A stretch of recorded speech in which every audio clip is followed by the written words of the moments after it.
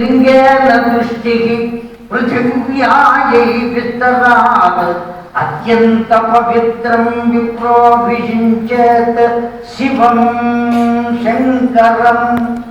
ఎంత గొప్పగా చెప్తారు నాయన. నీవు ఉపనయనం జరిగినటువంటి వాడు, వేదాధ్యయనం చేసేటువంటి అర్హతను పొందావు.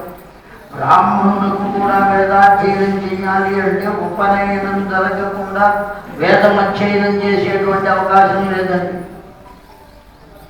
ఉపనయనం జరిగి తీరాలి.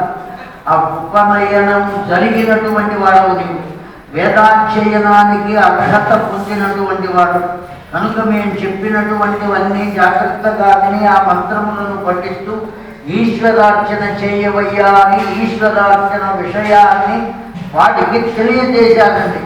ఒక సంవత్సర కాలం వాటి దగ్గరే ఉండి వాడి జత చేయించేత ఏకం వత్సరం పరితృప్తయా. ఏకం వత్సరం, ఒక సంవత్సరం వాడి ఏ విధంగా పొరపాటు లేకుండా పరమేశ్వరుణ్ణి ఎలా అర్చించాలో అలా అర్చించడం అనేటువంటిది అతనికి నేర్పి ఒక సంవత్సర కాలము అతడితోనే ఉండి ఏ విధమైన దోషం తొలగకుండా చూచారటండి. వాడు చేసుకుంటున్నాడు చక్కగా. ఇప్పుడు వాడిని వదిలేసి వెళ్ళిపోయారు. వాడు అరణ్యంలో కూర్చున్నాడు, చేసుకుంటున్నాడు. వాడు చక్కగా అర్చన చేస్తున్నాడా. 16 సంవత్సరాలు నిండిపోయినాయి.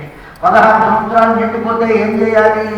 ఈశ్వరుడు ఇచ్చిన ఆయుర్దాయాన్ని అనుసరించి వెంటనే యమధర్మరాజును పంపించాలి ఇక్కడికి. అంతే కదండి. యమధర్మరాజు వచ్చి తీసుకువెళ్తారు పాశం వేసి. ఆ యమధర్మరాజును శివుడు పంపిస్తాడు.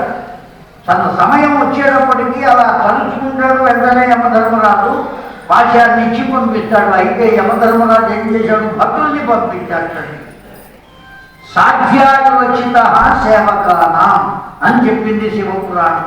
సాధ్య యోచక సేవకానాం, తాను చేయవలసిన పని తాను చేయకుండా సేవకుల చేత చేయించిన పాపమే అని చెప్పిందండి శివపురాణం.